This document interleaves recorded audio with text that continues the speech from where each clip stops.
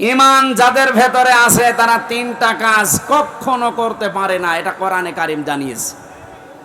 সূরা ফুরকানের ভেতরে আছে 19 নাম্বার পারার 4 নাম্বার পৃষ্ঠা 14 নাম্বার লাইনে। আপনি বাড়িতে যে তাফসীর মিলিয়ে দেখবেন। ঈমান যাদের আছে কয়টা কাজ করতে পারে না? আরো জোরে।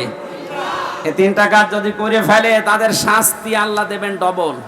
ওয়াল্লাযীনা লা ইয়াদউনা মা'আল্লাহি ইলাহান আখার। আল্লাহ পাক বলেন ঈমান যাদের আছে এই পৃথিবীতে তারা আল্লাহ বাদে অন্য কাউকে ডাকতে পারে না।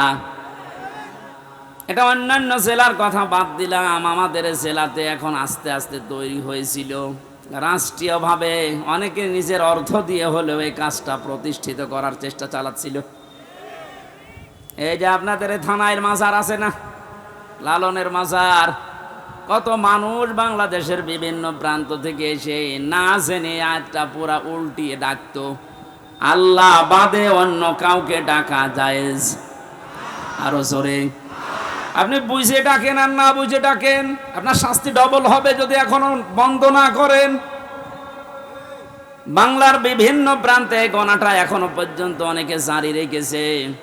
গত পরশুদিন চট্টগ্রামের নূরে বাংলা আর ওই যে জাঙ্গি হুজুর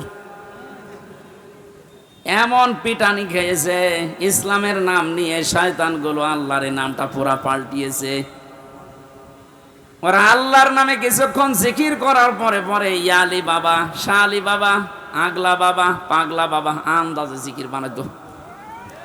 তাহলে কোরআনের আয়াত অনুযায়ী আল্লাহর পাশাপাশি অন্য কাউকেও যারা ডাকে তাদের শাস্তি হবে ডবল। আরো জোরে। কি সুন্দরভাবে মিলিয়েছে দেখেছেন। কোরআনে কারীম জানিয়েছে ওয়ালিল্লাহিল আসমাউল হুসনা ফাদউহু বিহা ওয়াযারুল্লাযীনা ইলহিদুনা ফি আসমাই ইলা আখিরি আয়া। সূরা আরাফ 9 নাম্বার পারার 13 নাম্বার পৃষ্ঠার 5 নাম্বার লাইনে আছে, এটা 179 নাম্বার আয়াত। আল্লাহ পাক বলেন আমি আল্লাহর অনেক সুন্দর সুন্দর নাম আছে, যে নামে পারো আমাকে ডাকো, কিন্তু সাবধান, আমার নামের সাথে যারা এলহাদ করে, আমার নামকে যারা পরিবর্ধন করে দেয়, নামের সাথে উল্টা পাল্টা কিছু জুড়ে ডাকে, তাদের সাথে ডাকবা না।